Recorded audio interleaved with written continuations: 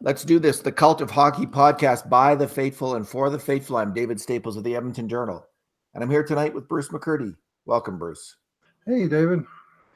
So, pretty devastating loss, I guess you have to say, for the Bakersfield Condors. They're now down 3-1 behind the San Diego Gulls in the best of 7 AHL, so the Western Division Finals, I guess. Pacific Division Final. Division. And Bruce, this game was not a great effort from the Condors. They made it a little bit interesting by they were down 4-1 after 2, and then they scored in the early in the third to make it kind of interesting for a while, but they just didn't get it done. So this is our 6 Things podcast about the game. So let's start off with item number 1. What is it, Bruce? Well, I think you got to start off with the net minding. Shane Starrett, who was brilliant in game 1, the 7-period marathon. He got game 2 off, and then he started both games 3 and 4 in San Diego and didn't finish either of them, getting blown from the net halfway through the second period in each game. Unfortunately for Starrett, these were the 2 games that his new boss, former goalie, Ken Holland, came down to get his first looks at the prospects in the team, and with contract negotiations looming, he picked a bad time to have a couple of weak efforts. But tonight he was a little unlucky on the first goal. It took kind of a weird bounce off the end boards and came back out the short side, and he couldn't find it. And Adam Cracknell did. The second goal, he kind of got deserted, and the guy came around on a wraparound, but he had all kinds of net to shoot at. I wouldn't put that one on the goalie, but he didn't stuff the play. And then the third goal, the Condors were running around like crazy, and they needed a save, and the shot actually was from a bad angle outside the face-off dot, bang, in the net. And that was it, and Woodcroft just yanked him from the game right then and there. And the first one, you'd have to be a goalie coach. I'd like to hear what Kevin Woodley would say about that play off the boards. Was he out of position? Maybe. I don't know. It looked like just a really bad break. The second one, though, was going to bounce the other way, and I think he thought so too, like out the other side, and it just came back the way it came. And in the second goal against, it was kind of an A-B chance. It's kind of a semi-wraparound, but he got enough kind of separation out into the slot to get a better angle. But you'd hope the goalie would probably maybe make that save, although it wasn't we did mark it as an A chance, and I do. It was an A chance, but the third one, brutal. Yeah, he's just got to have. He's got to have that shot. He's got to have that shot, and this is playoffs, Bruce. This is the playoffs, and let's get to item number 2, because in this series, the grade A chances have been really close. 42 for the Bakersfield Condors and 46 for the San Diego Gulls. The difference in this series has been the Gulls have scored on 4 grade B chances, and the Condors haven't scored on any, Bruce. That's the difference. It's been goaltending. It's as simple. This series should be 2-2. And, if you go by the flow of play, and the difference has been Shane Starrett just hasn't been as sharp as, it's Jeff Glass? Yes. Yeah. Veteran goalie, veteran minor league goalie in the other end of the ice. And that's tough. And I wonder part of me wonders if Starrett isn't a little bit jumpy with the new GM almost. Well, you wonder in the stands, like it might throw him off just a little bit or something. I don't know. Because he's been pretty darn good all year. I don't know I wonder how many games he's been pulled all season long. But they said tonight they hadn't pulled a goalie, I think, since November, and they did it now 2 nights in a row. Ooh. Yeah. Yeah. So poor guy. I mean, the fact that it doesn't change anything. He's going to get another contract. Oh yeah. And they were going to bring in another goalie who was really good to challenge Koskinen anyway. That's their number 1 priority in the summer. I don't care what anyone else says, or like they've got to bring in another goalie anyway to challenge Koskinen. It's got to be their whole, that's job 1, just like it was last year with Talbot. And this series shows why. Why. Goaltending is just utterly crucial to winning and losing in hockey, and that's the difference in this series so far. Well, the difference, other than one empty netter that meant nothing in the 4-1 game too, the difference between the two teams is 4 goals. And they're all on those grade B chances, as you point out, right? And the score in grade A goals is even. Ouch. Yeah. Okay, item 3, Bruce. Yeah. Malone? I was pretty disappointed with the play of a few of the Bakersfield veterans tonight. They're brought in for their leadership, and a couple of them really lost their composure. And I got to point the finger at Brad Malone first and foremost. He First of all, he went after a guy, Simon Benoit, who landed a perfectly clean check behind the net that decked Luke Esposito. And Malone kind of just chased him down about 15 seconds later on the continuation of the play and gave him a cross check. And then, they wound up in a tussle and a scrum and stuff. And all they called on that one was a cross check. And the way Bakersfield were playing shorthand, they took 7 penalties in this game that led to power plays. And two power play goals were scored. That also was a difference in this game. 2 for 7 versus Bakersfield 0 for 3. And a couple of questionable calls from the ref. But, the most questionable call from the ref all game, and this one was really bad, went in favor of Brad Malone late in the second period when he got into a jousting contest with Jacob Larson, a young defenseman that played with the Ducks quite a bit this year, in front of the Gulls net. The play went up ice, and the next thing you know, the camera pans back, and the low angle replay later actually showed it better. They kept on jousting out near the blue line, and Malone just dropped his gloves and sucker punched Larson right in the jaw, dropped him. Larson never took his gloves off, and somehow the referee saw 4 minutes each for roughing out of that. I thought Malone was going to get kicked out of the game. That's, he basically just sucker punched the guy. No reason. And unless something real dastardly took place in between the two views of the sequence, like, what are you doing, man? You got a game to win. None of this sort of petty crap behind the play. Focus on winning the darn game. You're not helping your team one bit by doing that. And even though he got away with it, on that same play, Ryan Stanton, there was an extended scrum in the continuation, and he wouldn't quit, and he took one extra shot, and he got penalized. So they did wind up with a power play. San Diego did, and they scored 15 seconds after that, last minute of the second period, just a killer goal that made it 4-1.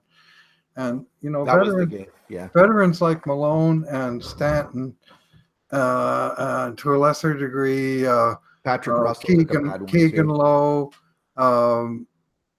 Mitch Callahan, were just where you expected a little bit of leadership and discipline from those guys. There just was none none that was apparent, and some of it was in petty physical stuff, and others was just not making clean plays or falling down or coughing the puck up when they had a clean exit path from the zone. Or it was just a poor show, and unfortunately a few of the more generally reliable players were among the leading culprits in this game.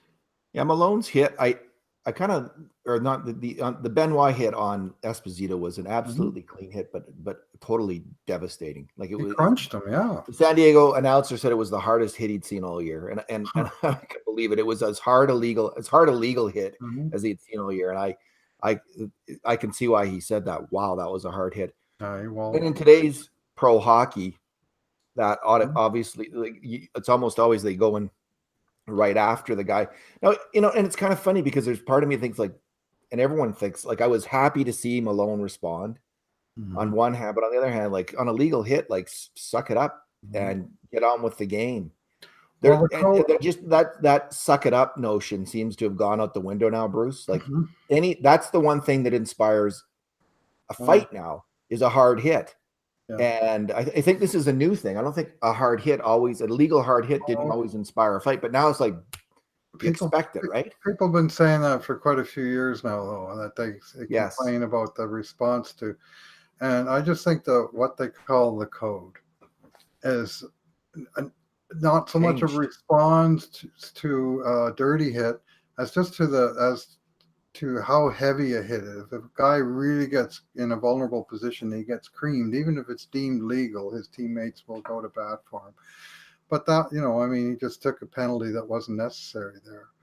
And the other one later, even though it didn't directly result in a power play, that was, frankly, a disgusting play, a sucker punching of a player. I got no time for that, whether it's somebody on my team or the other team. All right, item number 4, the big 3. So we'll just quickly talk about the 3 defensemen who have a real shot at making the Oilers next year. At least one of them will make it. Caleb Jones, Ethan Bear, William Lagesson. I think it's safe to say one of them will make it. And again, I don't think I've liked Ethan Bear's game more than I did tonight. I thought he actually played really well. He just seemed to be really going for it and aggressive in a way that I haven't seen before. And if he's going to make it in the NHL, that's got to be not just that's got to be, his game every game. Right. He's got to ramp up the aggressiveness Ethan Bear does if he's going to make it. And I think I was hearing some interview with him or reference to him that he felt he hadn't worked hard enough to get in shape last year, but he's going to completely turn that around and dedicate himself to getting in shape. So, this is probably the difference between being 21 and 22 in a pro career and realizing how hard it is to make it. Right. Just what he's up against. But this was the kind of effort he will need to have every single game, that kind of intensity, attacking and defending in order to make it. But even saying that, Bruce, I really think Caleb Jones is head and shoulders above the other two. His skating and puck handling, there's just little moments in the game. Like, even though they're losing, what I'm looking for is how do the prospects look? And Jones there's just all kinds of little moments where he, with his skating and his stick handling, he gets extra time and space for himself. His only weakness, he doesn't have a great shot. He's got kind of a mediocre, kind of the typical Oilers defenseman shot right about now. But I thought he looked really good again. I thought this game, Lagesson I just see too much good and bad, like, honestly, with Lagesson. They're very high event, isn't he? That power play goal, I think the 4th one, he was way out of position. He's trying to guard the pass to the corner instead of having his stick guarding the pass to the slot. Like, what? And so he's a little too high. I think he's a really good player, especially at the AHL level. But I think he's going to need at least another year in the AHL or half a year in the AHL. Personally, that's what I'm seeing it with him. He's pretty toolsy because he's big and fast. But go ahead. Here's our mandatory 70s sports reference. He reminds me of a young Paul Schmier.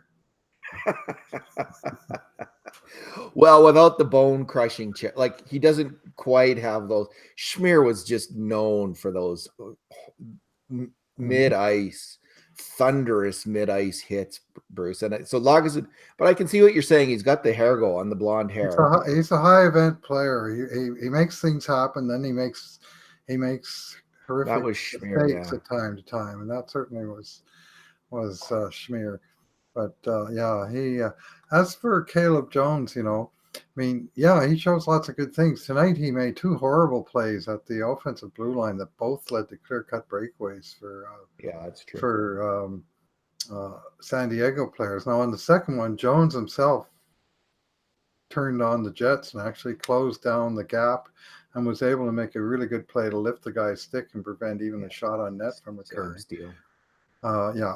And the other one, he got I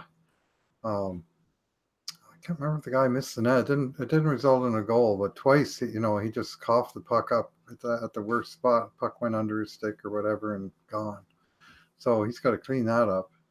That might be, one game, obviously, but he makes afford those kind he of does mistakes. He does make mistakes, and I don't think he is a great offensive defenseman because his decision making at the blue line is good, but not great. Like, he's not great in the the half zone, the offensive end, that 1/3 game, let's call it, in the offensive end. His shooting isn't great. His passing's good, but it's not brilliant. like he's no Evan Bouchard. Like you can see Evan Bouchard, though, you know, that kind of skill. Right. That's not there with Jones, but Jones is so great in the open ice. And the transition game. The transition game, running the fast break. He's out there and he's making the Oilers, Bruce. And I can't wait to see him on the Oilers because I think he's going to make a significant improvement, at least in the third pairing. And as the year goes on and the seasons go on, maybe higher up the batting order than that. All right. I'm bringing in all kinds of different sports, basketball and baseball to my references here. All right. Item number 5, Bruce. What do you got? Yeah. Man, this was a tough game to watch. I'm going to pick something positive and maybe cut across your brows a little bit. Evan Bouchard, I have to say something good about him. Such a good stick the guy's got. And he used it to cut out a couple of very dangerous chances down low, one to take away a 2-on-1, one to lift a guy's stick who had seemingly gotten behind him right on the doorstep. And bombs from the point that he gets through and on target. Despite not playing that many minutes in this game until the third period, he had 3 shots, which was tied for the most of anybody on the team. And there are times he shows his rookiness and his youth. I mean, he's 19 years old, right? But there are times I'm already seeing sort of patterns where he's coming out of the zone with the puck, and you just know it's, you know, he's finding a room for himself to look up, and once he looks up, he's going to make that pass 9 times out of 10, or rush it. You know, he's not a speedster, but he knows where the open ice is, and he jumps into it and leads the rush, and of scrambling for positive things to take away from that fairly terrible game. He kind of stood out in my eyes. Yeah, I wish he was playing more, honestly, Bruce. I wish he was playing 20 minutes or 22 or 23 instead of like 13 or whatever he's playing these games. But anyway, that's the way it is. And you know, Bruce, we always reach for comparisons, and often I reach back to the 1970s. I'm going to reach back to just more recent history for comparisons for Bouchard. Okay.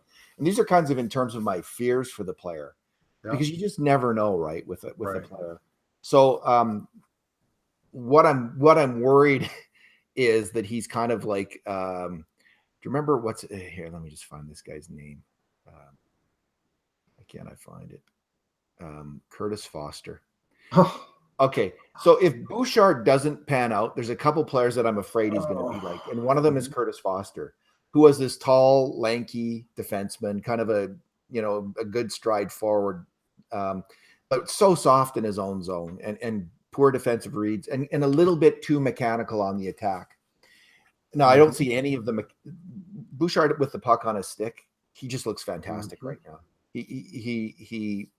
He's dangerous every time he's shooting the puck. It's kind of exciting when he gets the puck on the blue line of the offensive end. Excuse me. It is definitely exciting because you just think this guy could score. He's like, I'm not going to say Brent Burns, but he's just a very dangerous player with a puck on a stick at the offensive blue line, and he's going to get more dangerous. But I'm worried like the Curtis Foster maybe on defense a little bit soft, a little bit poor reads. And the other player that comes to mind that I'm worried that he might be like is Cam Barker, who was the 3rd overall pick in the draft in I think about 2003. And he came to the Oilers in 2011-12, I believe it was. Cam Barker, 3rd pick in the 2004 draft. So a very highly rated junior player, but made bad decisions with and without the puck.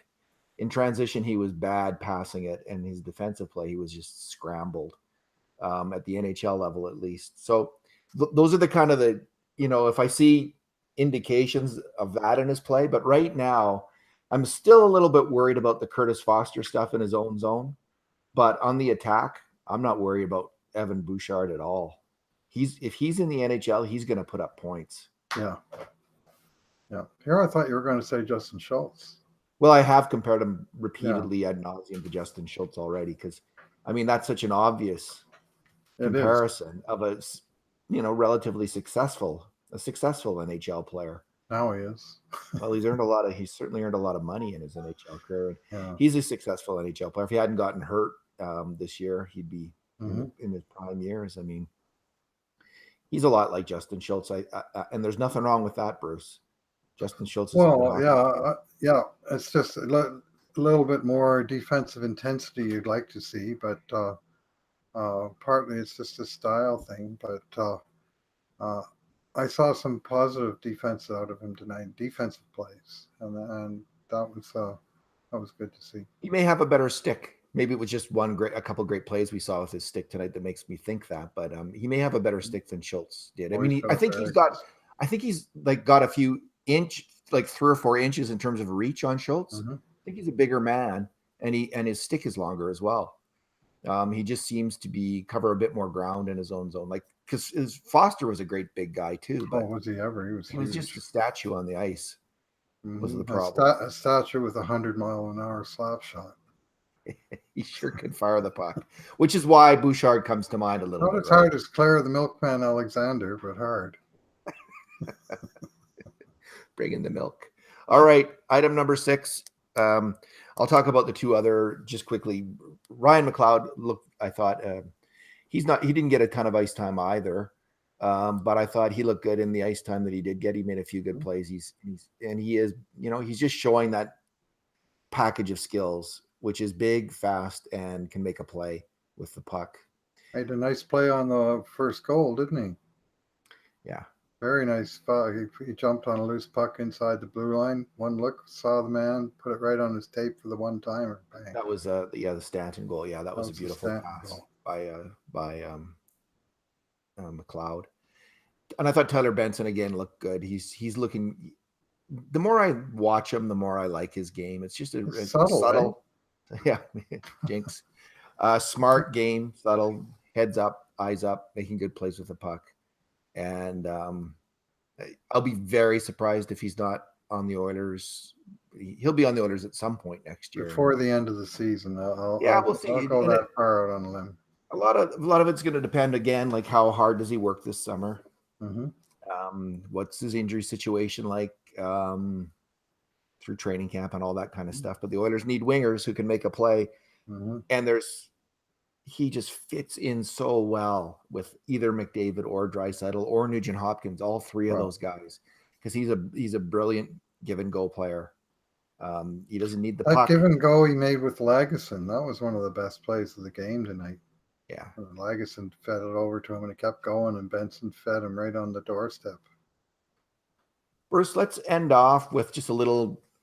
It's been heavily rumored now for at least a week that Dave Tippett is the front runner to be the Edmonton Oilers' next coach. So what do you think? If he's the guy, have you dug in enough to have a thought on it, or? He's an experienced coach. I mean, we had 2 in a row in Todd McClellan and Ken Hitchcock that had a long track record of success, and Tippett's got a long track record.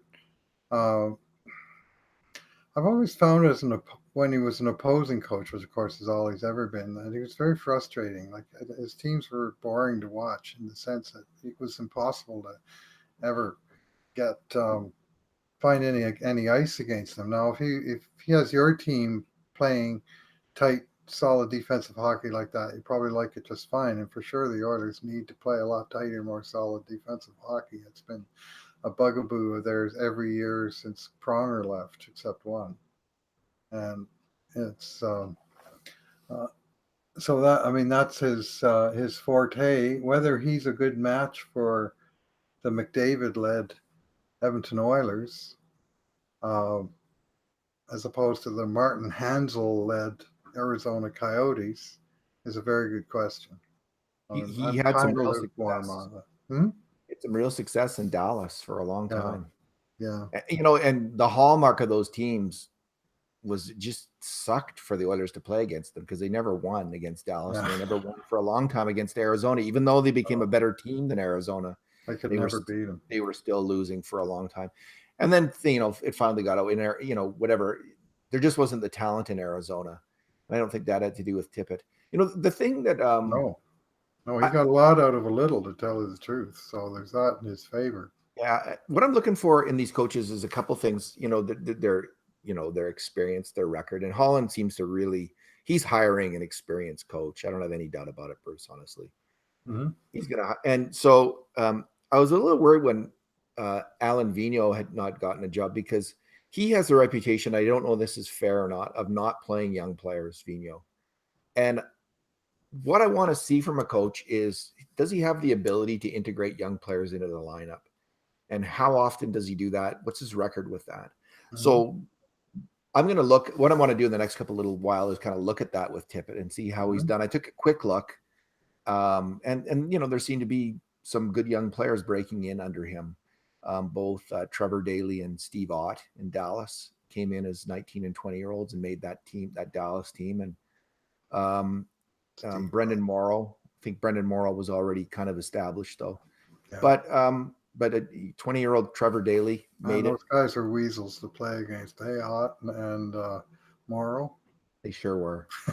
So I want to see that, and that's my major concern with the coach. I mean, they're like, there's the whole thing about who can build offensive confidence in players as well. And this is kind of the magical element for a coach, almost. Like, does he have that ingredient of being able to do that? And this is the attraction of Kruger and Nelson right now that I think, and the fascination that fans have with them is that, Todd Nelson he had Nail Yakupov and Anton Lander playing like second and third line NHL forwards and playing well. That is a huge feather in a coach's cap, if that ability to do that. So I think that's why there's such lasting admiration in Edmonton for Todd Nelson, because he got a few underachievers to really achieve at the NHL level, and we haven't seen a ton of that, Bruce. So that's why Todd Nelson is so popular. And I don't know though. The good news, Bruce, is Ken Holland had Todd Nelson as his coach for 3 years in Grand Rapids. So if anyone knows Todd Nelson and can evaluate him and give him a fair shake and is going to be open to him and have the understanding of whether or not Todd Nelson's the right guy for the Oilers job right now, it's Ken Holland. So I have every confidence he'll make the right choice because of that. He also had Jay Woodcroft in Detroit. Yeah, it's 05 to 08 and won a Stanley Cup with Jay Woodcroft. Too early for Jay Woodcroft to be an NHL. I agree, but I mean, there's guys that he knows, and Nelson and Woodcroft are two of them. Yeah, so the hope is, like, there's this always, like, can we get the shiny new thing, like the coach who's never been tried? But when you look at teams that win the Stanley Cup, all those guys are usually on their second or third jobs as NHL coaches. They have been in the last the only one since 2000. The last guy to win, who was a first time NHL coach, was Bylsma, who took over the Penguins in 2009, and I think it was 2009, and won the Cup that year. And every other coach since then has been on his second or third NHL job. Well, I've heard Bylsma's name mentioned in passing a couple times, and I'm not sure I'm thrilled with that idea either. He was not very popular with his players, I understand. He coached in Detroit with he was an assistant coach in Detroit this year with Blashill as the head coach. He was brought in this year to work with Blashill. I think I have a little bit of a sense that Holland, having been through it with Blashill, a rookie coach, breaking in a rookie coach the last 4 years, that he's kind of maybe not thinking that's the best idea. Do you get that sense, Bruce? I mean, everything he says, I just think he's hiring a vet. Right on. Yeah, he's going to go. He's probably going to go with someone experienced for sure. I mean, I'm kind of favoring Chris Knobloch, but I just don't think the timing is right. Yeah, Knobloch's been a head coach. He's like Nelson. He's been a head coach at different levels for a long time. He's been an NHL assistant coach. So, yeah. Well, God, I hope he gets it right. All right, let's leave it there, Bruce. We'll be back tomorrow night. Game 5 tomorrow. Yeah. Same bat time, same bat channel. All righty. Thanks for talking. Thanks for listening, everyone. And in the meantime, and in between times, this has been another edition of the Cult of Hockey podcast.